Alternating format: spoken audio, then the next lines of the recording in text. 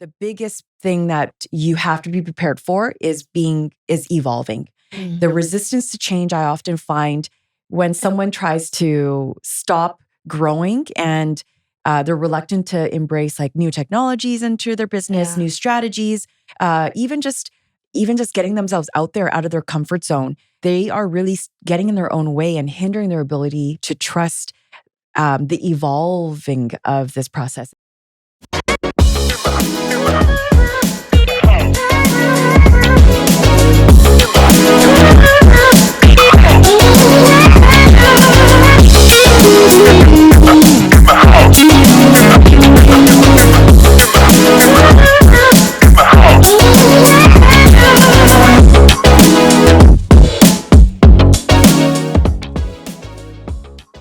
Good morning. Welcome to In the House podcast, where we dive into stories and strategies that empower you to pursue your passions and live your best life. I'm your host, Jenny. And I'm Toni. And we're excited to explore today's topic, trusting your calling as a real estate agent and trusting the process.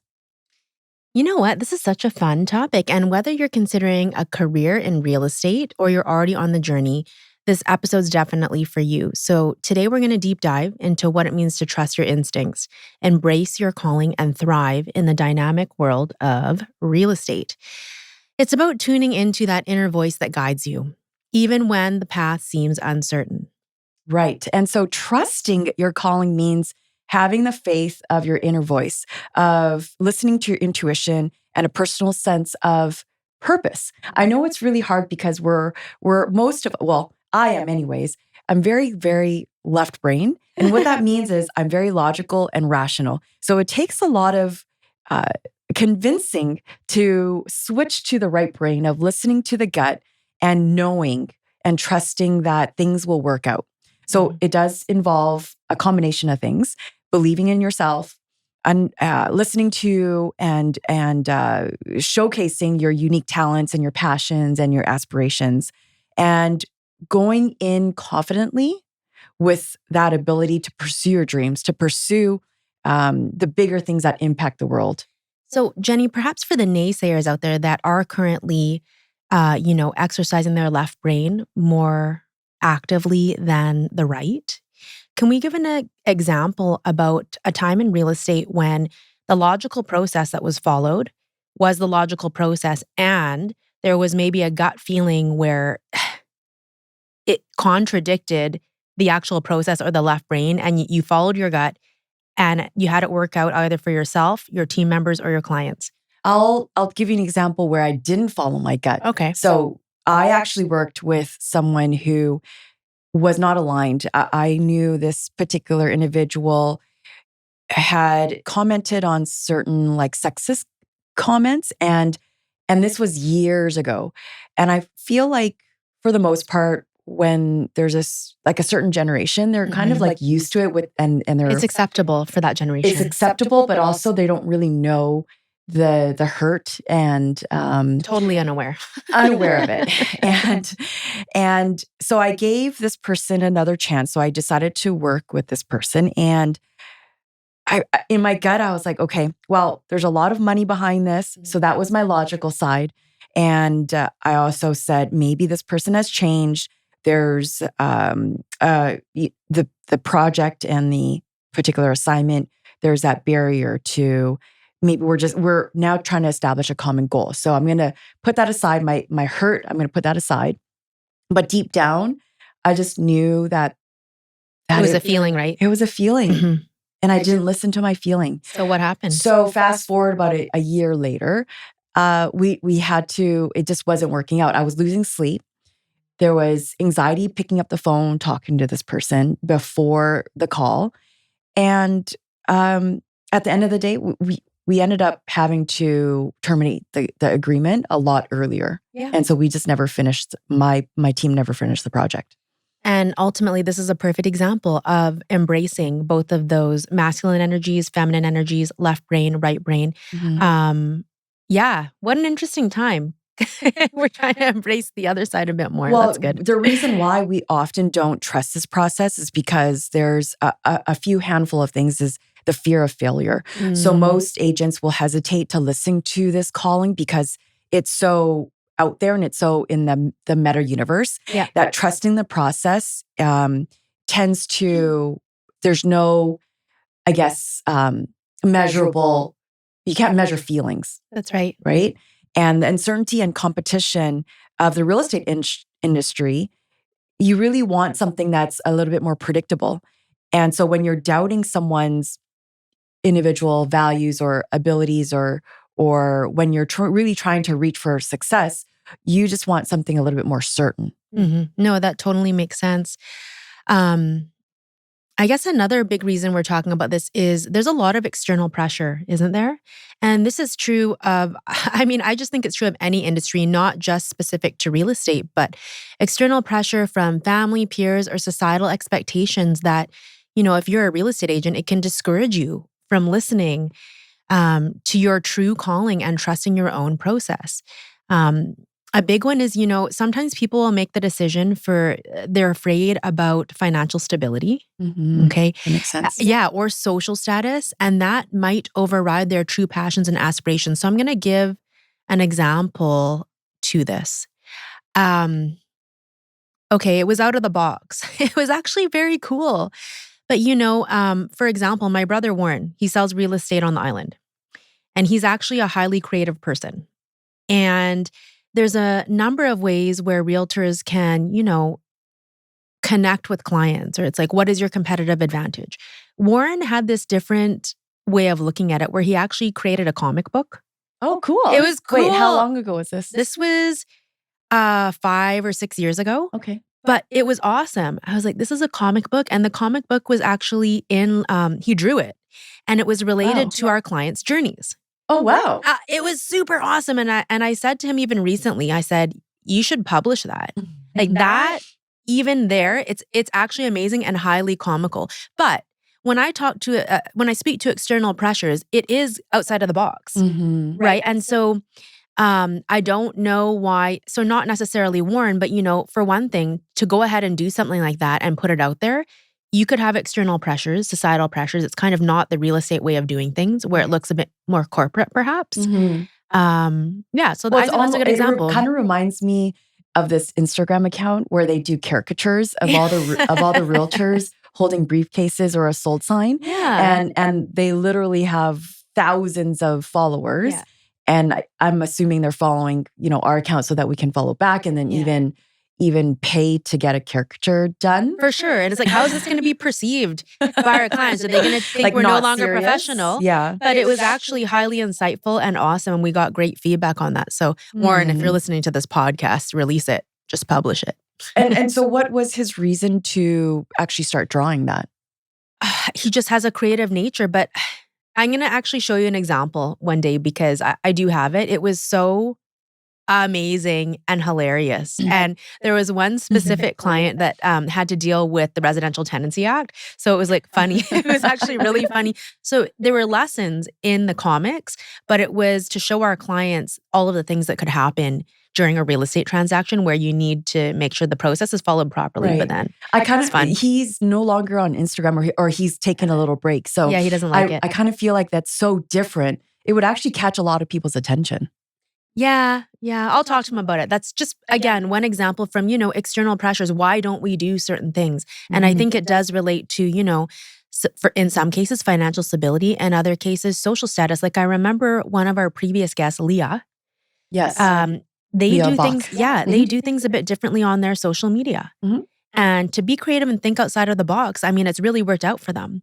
But had they not followed that inner calling of, I'm going to do this and I'm going to follow my path, they wouldn't have the following that they do. Absolutely. And even on the other end of the spectrum, I believe Leah and her daughter, they have a great sense of like self-confidence. And most often when people don't go through and trusting the process is because they do lack it. I would say they're not fully embracing that their calling. And what it takes is perhaps they just, in their mindset, they haven't been really ready to actually start their own small business, right? And so when they come into becoming a realtor, they're thinking someone's going to tell them what to do. And they're coming from a 40-hour work week. Yeah. They go into real estate and they expect someone to be telling them what to do. And they often don't get their day started until 10 or 11 o'clock because they're doubting exactly what they need to do. I mean, you would see this all the time, right? Because you have your own brokerage as well, and you guys have quite a few agents now. So is this something common that Absolutely. comes up? Well, that's why I brought it up, is because Yeah. I am seeing it consistently as to why people are not disciplined as soon as they get out of bed, and even preparing the night before. But do you think it's also because, so I know we had a separate episode on this, and this came up actually recently at a different real estate talk. What does it actually take? We're not veering off course. It's just related to the lack of self-confidence. But in terms of skills to actually be a successful realtor and business owner, because essentially, if you're a successful realtor, you're running it as a business. That's an entrepreneurial skill. If you're looking at, let's say, a pie chart, what 10 different slices of that pie are essential for someone to implement and also gain that self-confidence back so that it's kind of like, yeah, I'm trusting the process, because there's a lot of things. There's a lot of things we have to wear hats on. Here's the thing. If you're a new agent, my thinking is in order to gain confidence, if you don't have any sales skills, if you don't have a network of agents, what you do is you study the market. Yeah. Right? You read articles, you listen to podcasts, and you talk to people.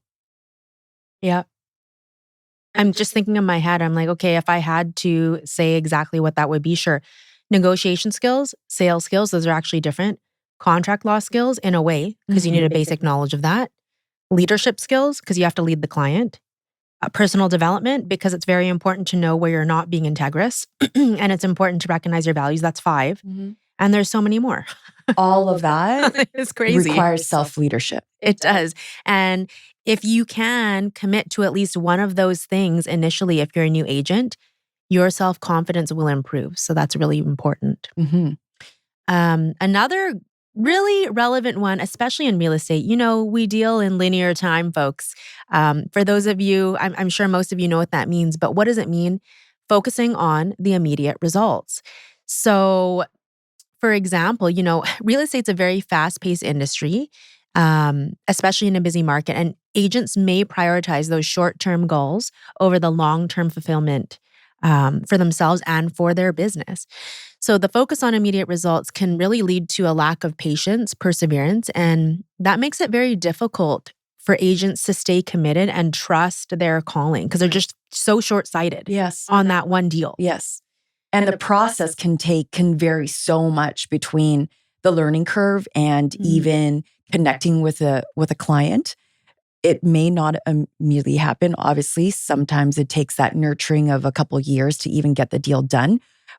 But I definitely feel like there's that immediacy in the social media comparison, for example. So there's so much that an agent is trying to achieve when they haven't even really gone into the first or second base yet, and they're already trying to hit a home run. So home runs are great.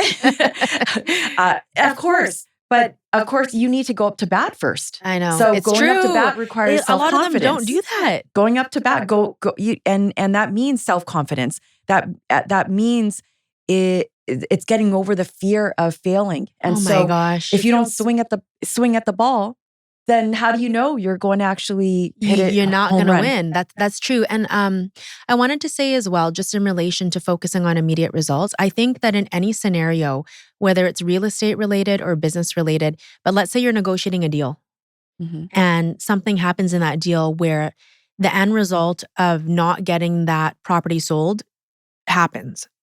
I think as long as you focus on one thing only that you learned along the way that will set you up for your longer term goal, there you can be very confident in the process, right? You just have to learn something, learn one thing. Exactly. And there's so much to learn. So just focus on the one thing. Exactly.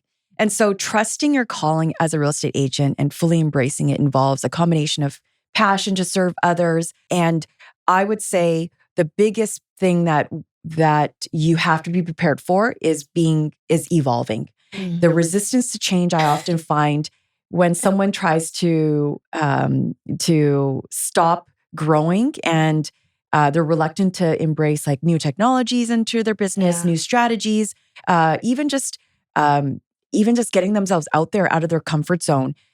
They are really getting in their own way and hindering their ability to trust the evolving of this process. And we did a episode on the careers, the career, I guess, the cycle of an agent, which is like 8 cycles, right? Yeah. Which was introduced by Richard Robbins. I would have to say I've evolved so much that I, created so many projects.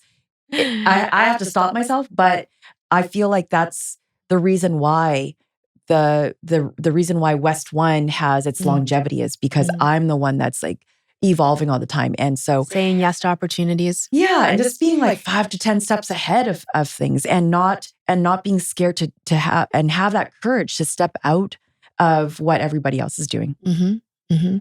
So you mentioned passion for the industry.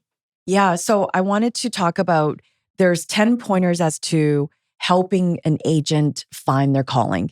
So you mentioned the passion part of it and having genuine passion to help people find their dream home, having passion to navigate through the complexities of the market, to be very committed and dedicated to learning the ins and outs of the complexities of this business. You're right. And I think that tied into that is the continuous learning. You and I are still learning. We learn every day. It's literally, we don't have all the answers, but the real estate industry itself is always constantly evolving too.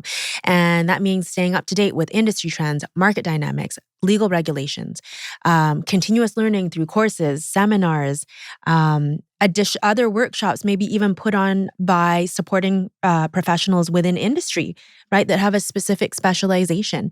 All of these things are going to enhance your knowledge and your skills and, make you a trusted resource for your clients. So it's far better to be equipped to serve your clients and stay ahead of the competition. One of Oakwind's core values is embracing change and continuous learning. And I feel this is probably my number one driver. My external driver is the ability to actually tap into things that's always changing. And even just the last 3 months, we're talking about new developments about a SkyTrain, and then new regulations about the TOAs property and transfer, everything? property transfer tax. So these type of things with market dynamics, legal regulations, the ongoing seminars and workshops that will get you tapped into the market a little and just being close to the resource, you develop better skills to service your clients.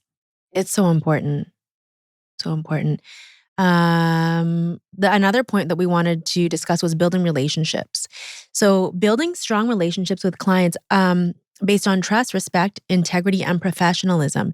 And I kind of think too that this relates to what we spoke about earlier, the longer term plan and trusting the process and the calling, because if you were just focused on the one transaction, that's very short-sighted. If you're focused longer term on building that relationship with your clients and truly understanding their needs, it just creates great customer service, an everlasting bond, trust and loyalty, but mutual. It's very mutual. And it's such a gift when you can live in that space with clients. It really is. I'm like, wow, this is an amazing thing. So take time to nurture your connections, you guys, and it'll pay dividends in the future. I also want to add, when you are living this process, ultimately, you're not selling homes. No. You are building relationships. You are making connections. You're selling yourself. You're not selling the home. And I feel like that's the mix up of why agents get into this business. I mean, I prefer the word advisor too. Okay. Because it is so much more than that. If you're focused on the relationship, okay, so what's right for one client might not be right for the other one, right? It depends on what their motivations are and their why. So the plan and process would be adjusted depending on what the actual individual client wants to achieve. Right. And I think it's really important as well, when you're building these bonds and it comes from an integrous place, the clients can automatically tell that you are nurturing them. They can automatically tell when you are advising them in a way that's for their benefit based on what they've said. So, yeah.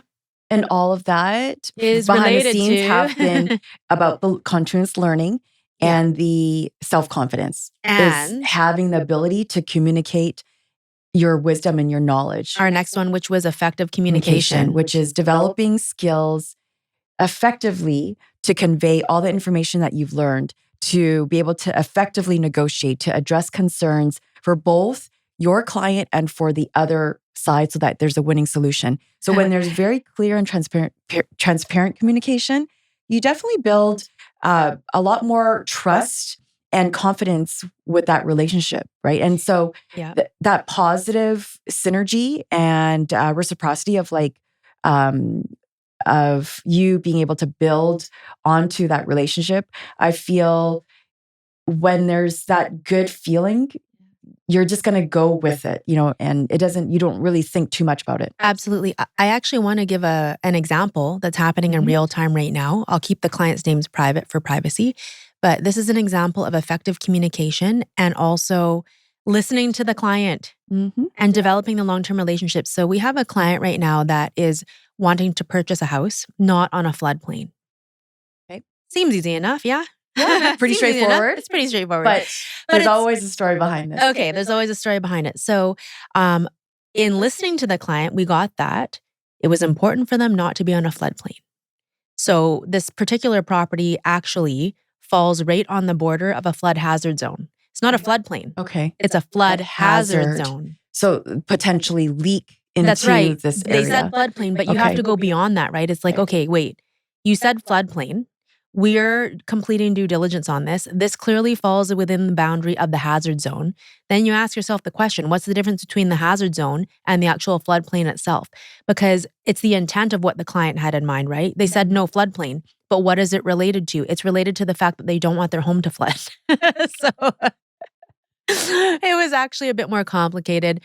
If you go to the municipalities, which is where we got a clear answer that it was not on a floodplain, but they couldn't answer the question about the hazard map, which is actually an autoprop. Okay. It's very clear. So be careful about that, guys. Do more research. Make sure you effectively communicate with your clients after listening to what they truly want.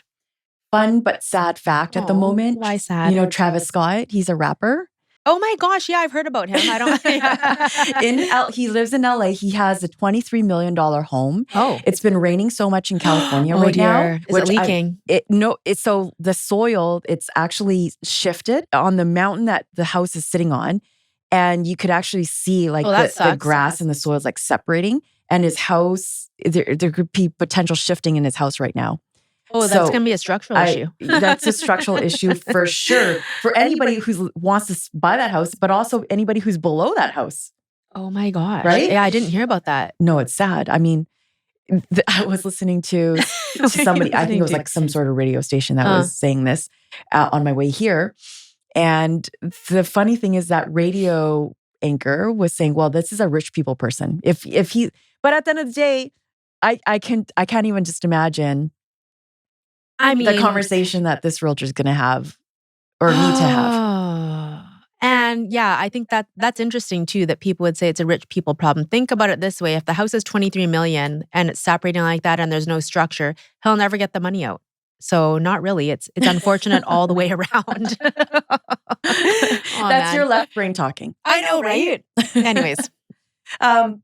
Okay, back to trusting the process. Building a strong network of contacts within the real estate industry, including your partner alliances, so other brokers, lenders, contractors.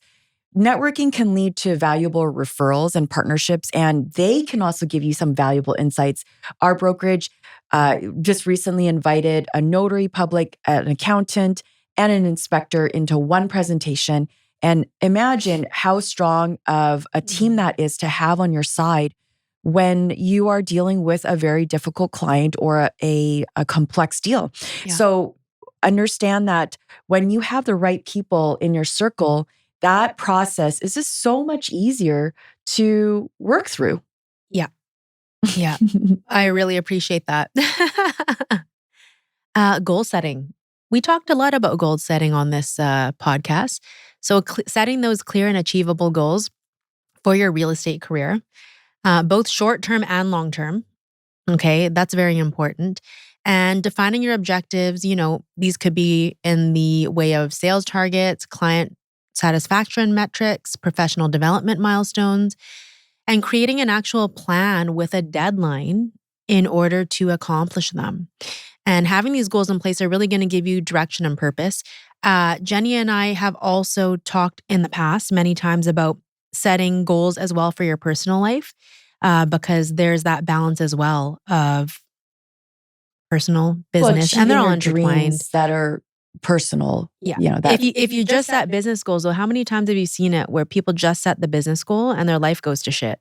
I've seen that a so lot. often they'll put that last, like they'll Got to think, do it first. yeah. So something different that I've actually managed to integrate into my clients' day to day is actually opening up a moving Google Doc Love it. that encompasses their goals. So we actually broke down to how many appointments they should have each day. Okay, so starting from the annual income they want to make down to what percentage of that is listings and what percentage of that is actually representing buyers, and breaking it down to how many weeks they're going to be working for the year, breaking it down to how many appointments they need to go to, and then how many appointments they need to actually meet per day, per week. Yeah, because then it's a real plan.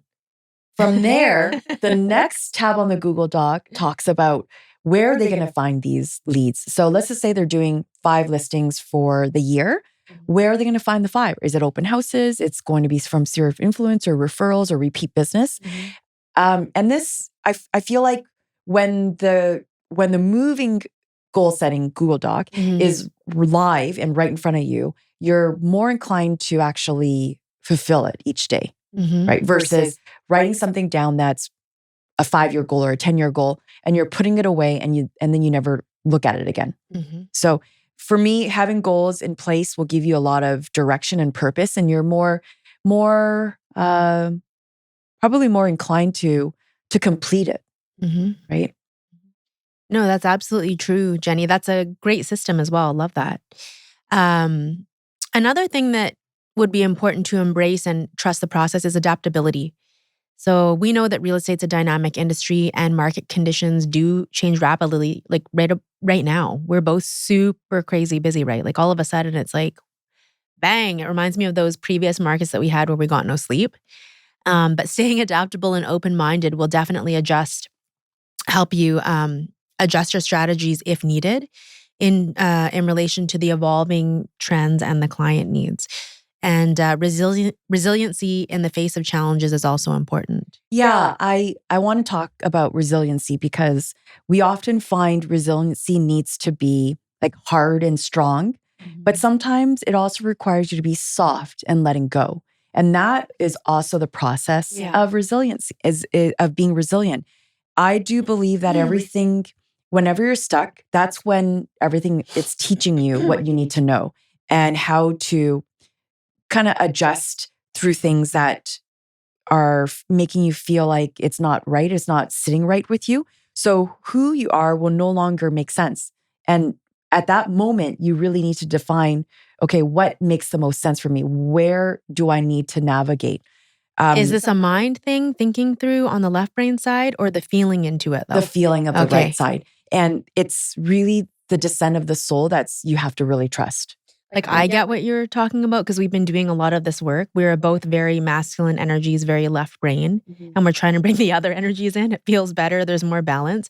But someone still operating in left brain mode might not understand. Yeah. So someone who's operating left brain, okay, they have all the knowledge. They know everything that they need to know. But if you're not doing something about it, then there's actually no point. And to me, that's when you need to adapt. When you're bringing in integrity, using your gut, you're trusting your gut, and you're using that inner strength to move forward. That to me is adaptability and resiliency. Yeah, absolutely. I want to speak to this next one, work-life balance. I still struggle with it. For example, what's today, Friday? Since Sunday, I've been working every night until midnight or 1 because we've had so many negotiations. And I am a little out of balance right now for healthy work life. And I knew that the other day my body needed a bit more rest. So I made an appointment with myself. I actually did turn my phone off for an hour. I just couldn't. The team members knew. Like, please deal with these messages. And the clients also knew I was not available. So that was an example of setting a boundary to prioritize self-care. I know I need to do more of that, but allocating that time for relaxation, hobbies, and spending time with loved ones, whether it's your partner, your parents, a friend, Mm-hmm. the kids, Mm-hmm. is really, really important to sustain your passion for real estate in the long run. Because even right now, my energy is low. Like I'm being honest, I'm tired. I probably need a bit more rest. And I should later today institute a 20-minute meditation time to try and reset, because I'm getting into that phase right now where it's just like tired. That's not good. So I'm going to call you out right now, Yeah. Toni. Yeah, go ahead. Okay. So when you have to schedule in nap time Mhm. or schedule in to turn off your phone for an hour, to me, that's not balance. It's not, but I'm coming You're- from a different place. You're trying to schedule and time block. Yeah. And that's great management skills. Mhm. But balance to me really comes down to loving what you do without feeling like you're forced to having to do it. And it just really does integrate Yeah. into, I guess, some sort of flow, and it Mhm. feels right for you.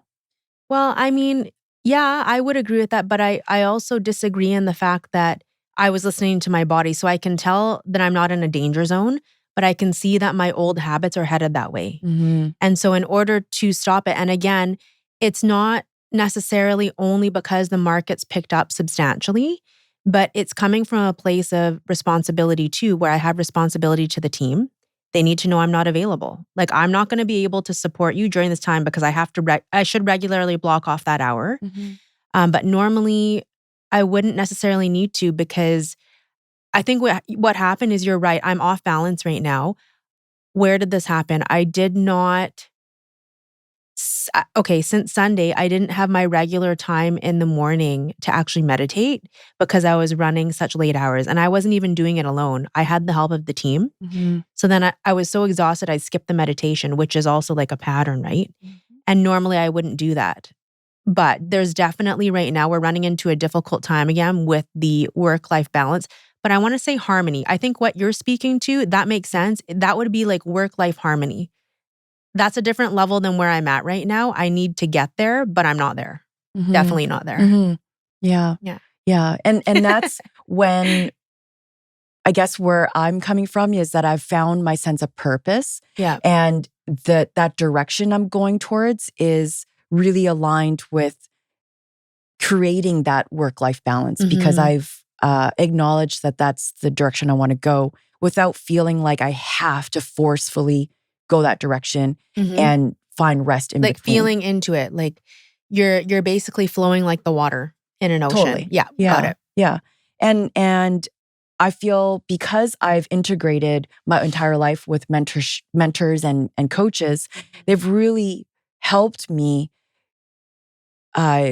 really understand, like, to the core who I am, and making sure that I am separating what I have to do, versus what I want to do. Okay. And so I should say something right now, which is totally unrelated. I keep getting downloads. People are like, what are you talking about, downloads? Are you a computer? It's like crazy. So what I really want to do is make time this week to write my book, which has nothing to do with real estate. And I keep getting these little messages from Spirit. It's like, hello. Oh, like in my email inbox. I never even subscribed for it. It says self-publish. I'm like, what? Why are you sending me this? But yeah, you're right. So if I was really right now, so these things, I still want to do these things. But if I was only today going off of passion, it would be writing that book later today. Right. Yeah. Right. What if you did put aside like 30 minutes to just brain dump everything? I did. I have it ready to go, and I'm going to let it flow onto my computer screen. I'm just going to like tap in, let it go. But I'm really excited about that. Anyhow. Beautiful. Next point. Well, the last point to trusting that process and making sure that you're fulfilling your calling, which is, to me, the most important, is believing in yourself, that you trust your abilities and your skills at that moment. And you may not know everything, which is okay. I feel like most agents put so much pressure on themselves that they have to know everything.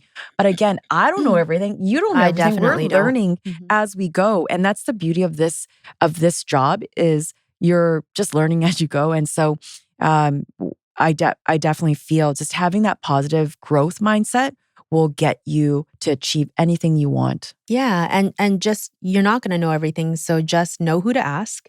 Right. and, Have a and really good know where to managing look. broker. Yeah, exactly, and move forward. So yeah, we're so thrilled to be your guide on this journey of exploration, to be your inspiration. And we developed these episodes of In the House to really spark curiosity, to ignite conversations, and leave you really feeling inspired to do your work and to service your agents and to be part of this wonderful community that we've been in. We hope that you incorporate some of these pointers that we've mentioned in your days and you truly live to the fullest. And whether you're tuning in during your morning commute, while you're getting ready in the mornings, or even on your daily run, we love that you're tuning in and listening to us. Absolutely. Thanks for sharing the time with us, and we wish you guys all a great day.